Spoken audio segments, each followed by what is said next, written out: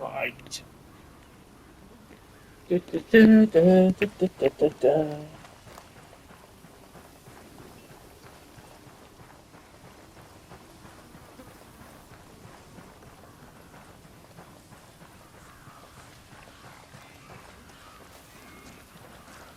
There's a weapons case over here. Awesome. I can put this to use. Now I have a physical for grave.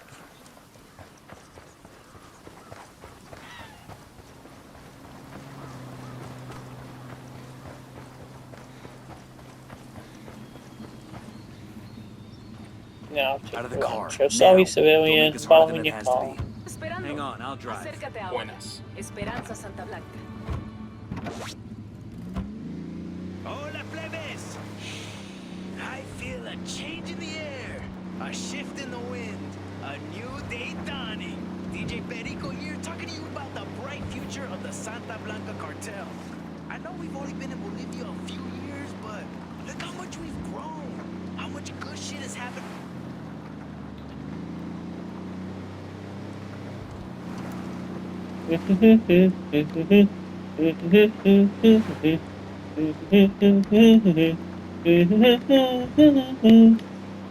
Ba-da-ba, da-dun-dun, ba-da-ba, makes all of the pebbles.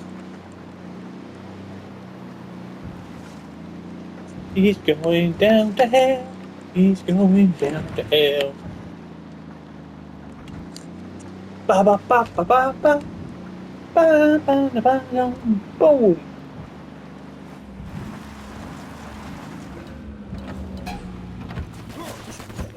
Opening near the cockpit. Watch out. Ba ba ba ba ba ba. Da da da da to see it. How many people killed me God. I just need to move about cause I'm gonna go off-road. Fucking hell. Don't care if I get down as long as I get that motorbike.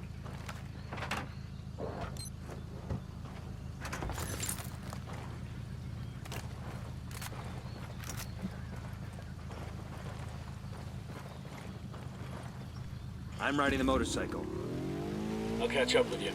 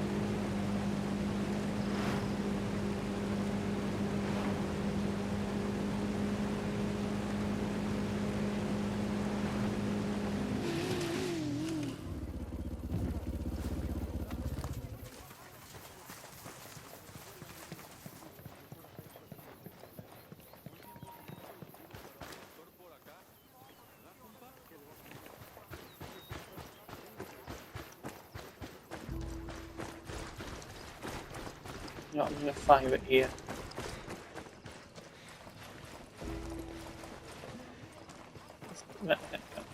Get round about here.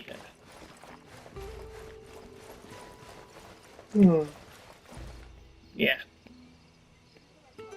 Because you see, here's the issue I have with it. People like is technically this is the LA80 because the LA5A2, yes, technically it is, but actually that's because of the reason why it's called the L85A2 is actually to do with modifications to the design and batch numbers and production lines.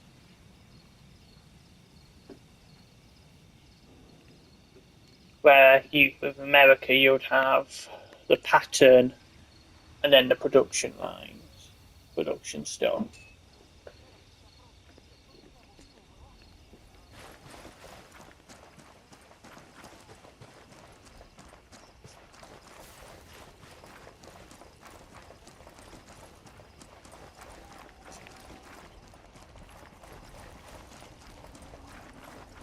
You see, when it came to Afghanistan and Iraq, the barrel, he ended up with this version, the L85A2. There's now an A3 technically, but the A2 comes around because of stuff like the barrel jamming, plastic components melting. Also, to be fair, a lot of the criticisms for the A1 also comes down to bad maintenance. See, soldiers were using the self-loading rifle before and they didn't know, which has got a completely different maintenance routine, so the older soldiers would obviously struggle to remember and to adapt to the L85A1 and to the SA80.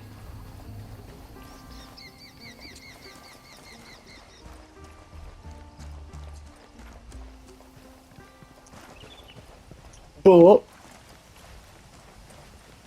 you see, the LA85A2 is technically, because the guns are made by BAE Systems,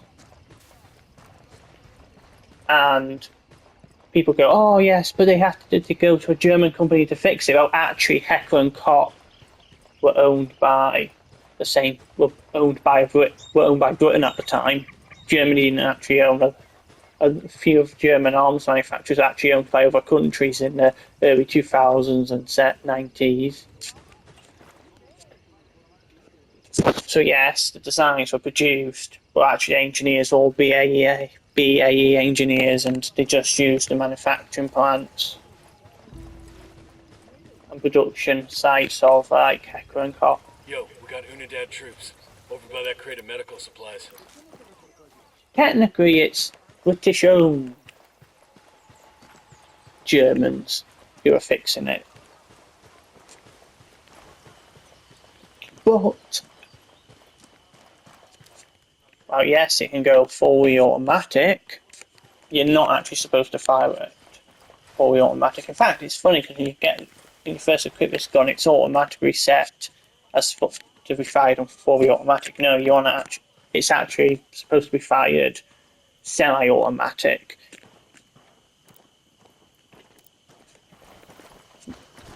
Why? Because you only really fire it fully automatic if you're in the fucking shit.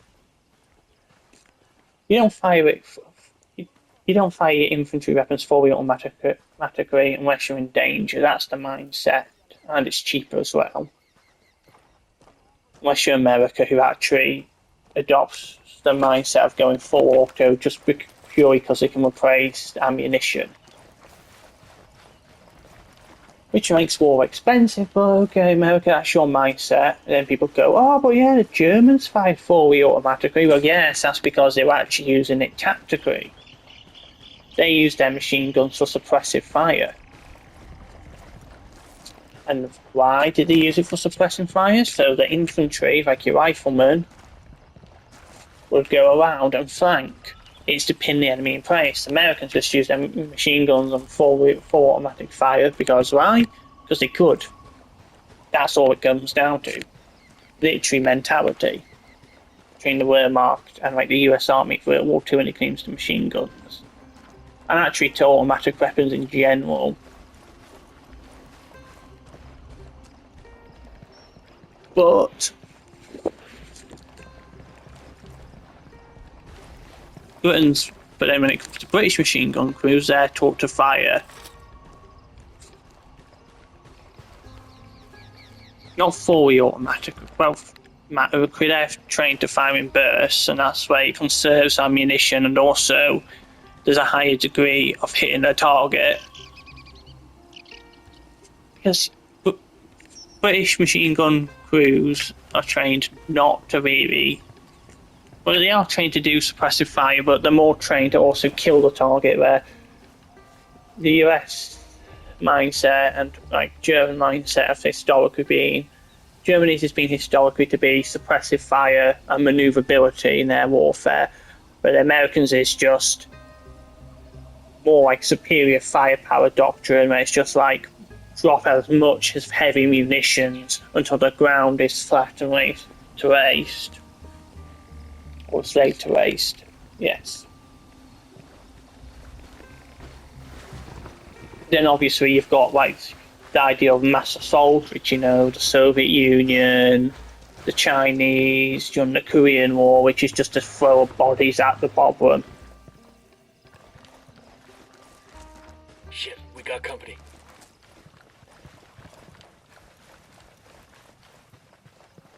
Germany like adopted like the whole idea of mobile warfare, Looks good. Come on. and which includes like the Blitzkrieg tactic. Which actually, the Blitzkrieg tactic isn't actually German. We kind of give the Germans a bit too much credit on that. Okay, I'm on my way.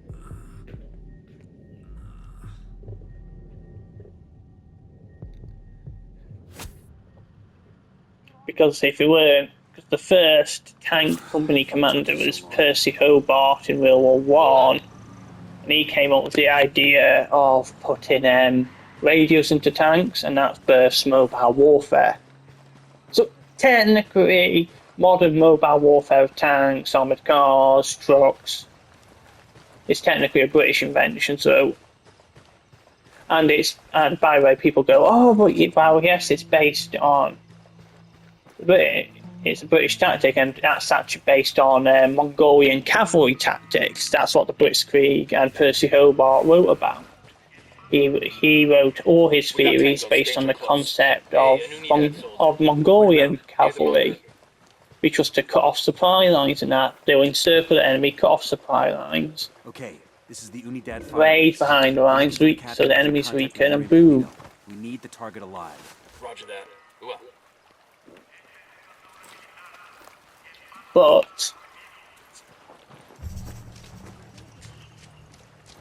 the idea is you don't confront the enemy head on. You go around them, you attack them from behind, you encircle them.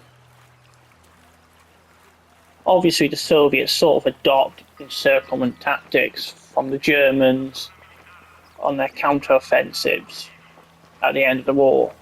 They do their own encirclements using the mass assault kind of like doctrines. But yeah, I'm just saying that because, my God, Jimmy gets a bit too much credit for like the Blitzkrieg tactic.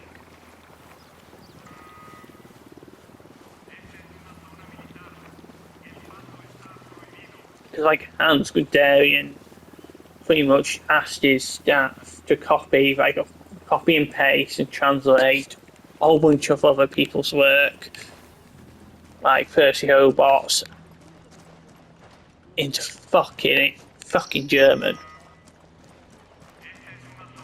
Nothing wrong with Germans or German, like the German language, but you know, yeah.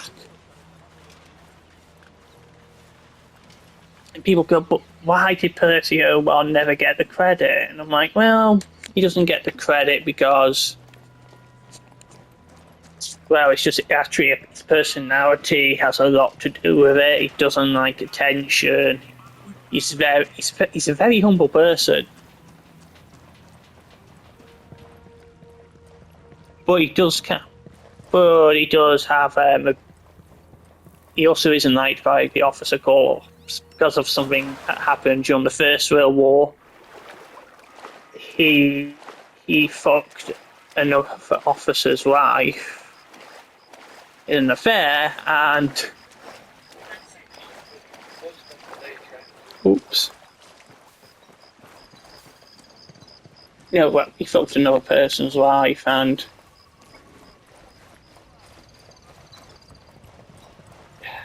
how would I say it? They got divorced.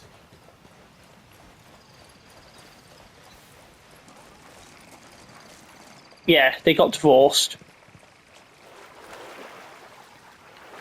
He marries her, and then, because the officer corps in World War One is very cliquish. It's still his salary. I know, like someone asked me, like, why did I not? Because I once wanted to join the army, why I didn't want to join, and that's purely because of how cliquey it is. The cliques. And with the cliques, you can't. It hampers innovation. Because they want to keep their power and everything the same.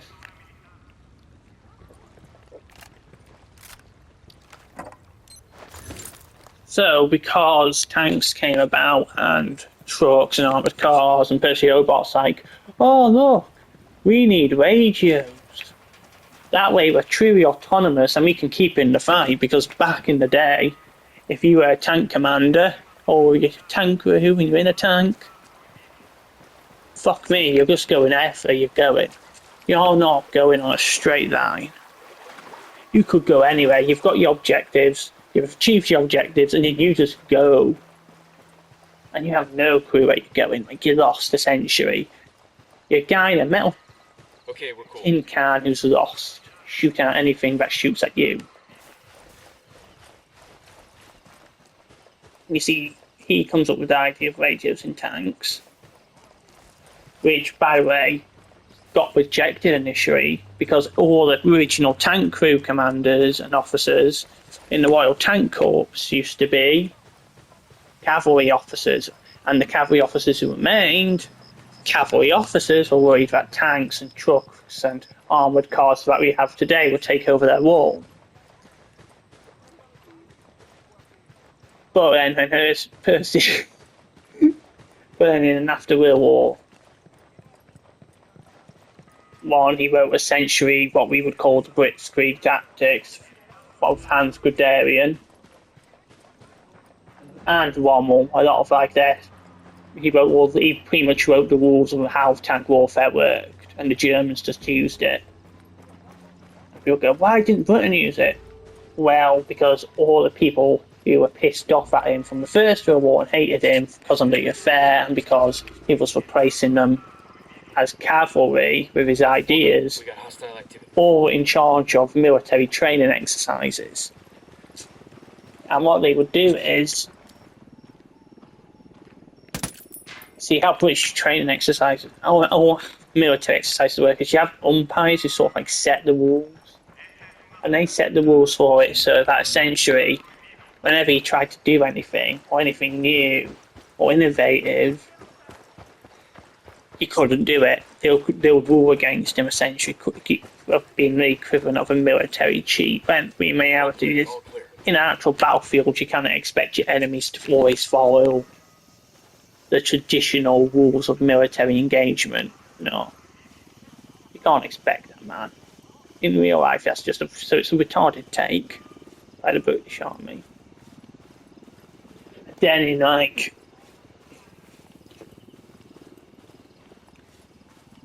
in World War Two, he was retired out in 1936. Before that, he was in North Africa, what we know as the Desert Rats. He was their original commander, and he trained them because they were being trained as dragoons, which was where you'd stop the tank. Dragoons on horseback were you stop the tank, you fire with your rifles. Well, with tanks, they wanted tanks to go drive, stop, fire. Percy was like, no. Do you not read? He wrote the book, Tank Warfare. So he's like, nah, you're not reading my books. They don't read the book because they hate him. Literally all it comes down to. So he has to train them all over again. He actually hold like, I think it's a parade or something when he leaves North Africa.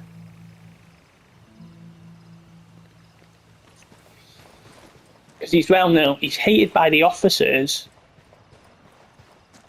but he's hated by the common soldier because like his mindset is that it's funny actually weirdly now how like the fucking British Army, because I've seen people from British Army officers on podcasts and they talk about, we're like, look, we teach them and we teach them how to do it and what to do at all time so they can operate without constantly needing to be told what to do. So he would teach them, oh, this is how you did that, this is how you did this, this is how you drive a tank. He would make sure all the soldiers knew how to do stuff independently. That way, if something did happen, like let's say he got his head blown off, or commander's killed, your whole tank isn't out of action just because one person is, if something happens to one person.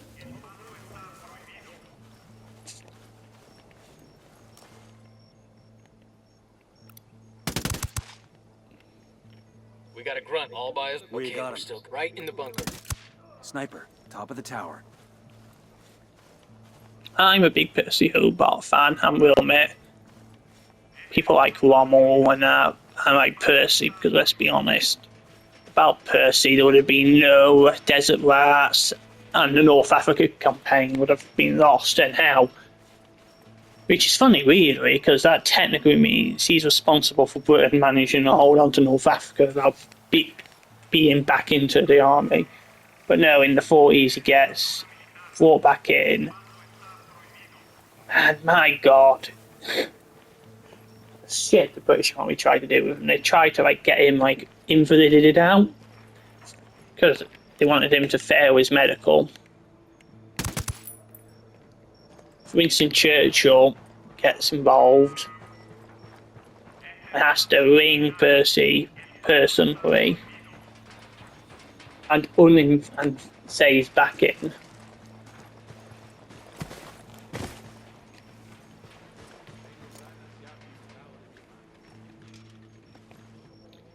And then you end up with like the Percy's funnies, which is why we end up having amphibious land vehicles like armoured cars and tanks. Like he's the reason that exists today.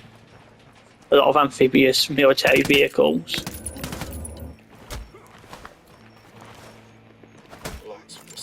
So you know, he's cool. He's kind of like the guy we need to show more fucking respect.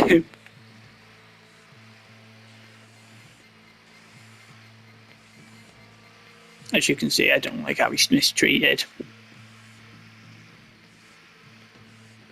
It's my man.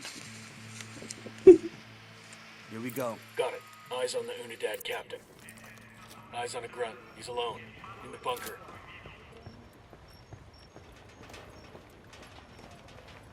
Obviously, you guys can tell I'm a big fan of him. But yeah, you want to fight semi-automatically or in 3-round bursts if you're using a fully automatic weapon if you're in the British Army. You're not just meant to hold down the trigger and hope for the best.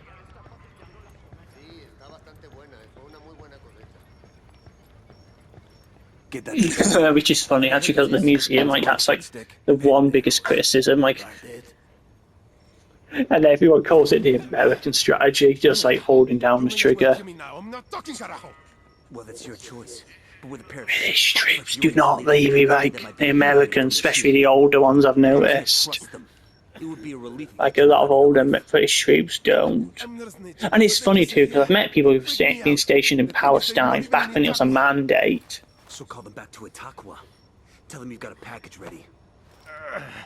And then even when Israel came into existence, like you'd also still see people referring to Israel as Palestine, so it's cool. It's one of those cool things I found.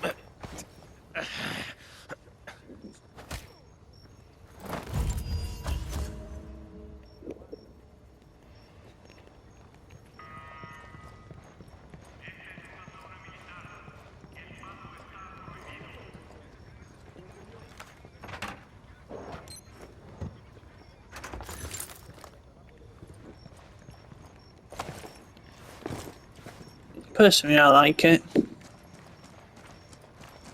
It's kind of cool.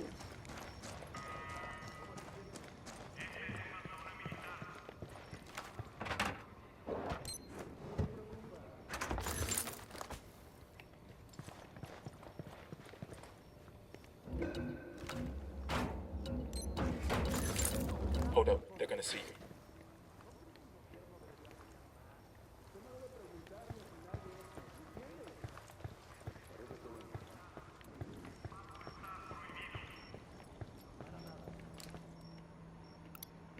Sniper up in the tower.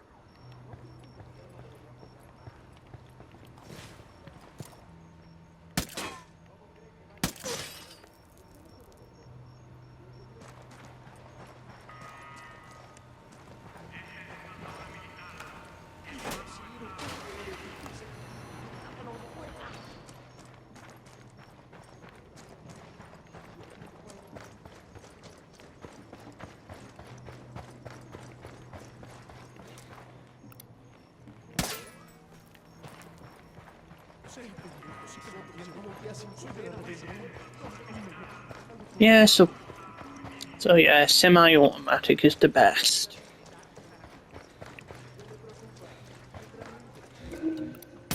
I got a third.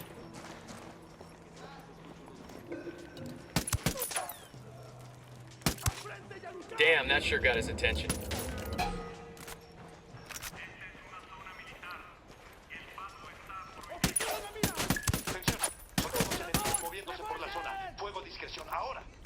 Frag out. Get some.